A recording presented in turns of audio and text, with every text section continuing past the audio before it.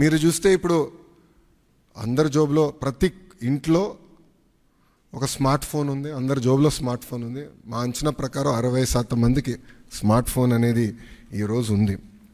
దాంట్లో ప్రధానంగా వాట్సాప్ అనేది అందరు ఇన్స్టాల్ చేసుకుంటారు. మీరందరూ కూడా వేలాది గ్రూపుల్లో ఉంటారు.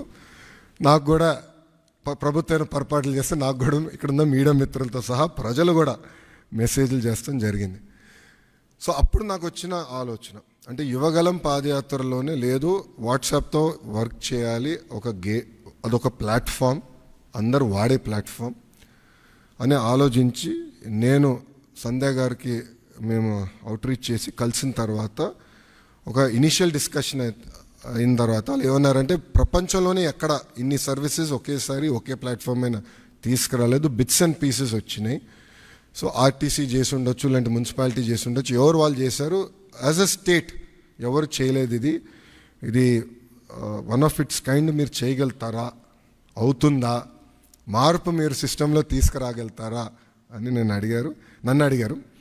సో అక్టోబర్ 22, 2024లో ఢిల్లీలో MOU ఒప్పందం కుదుర్చుకుంటాం జరిగింది.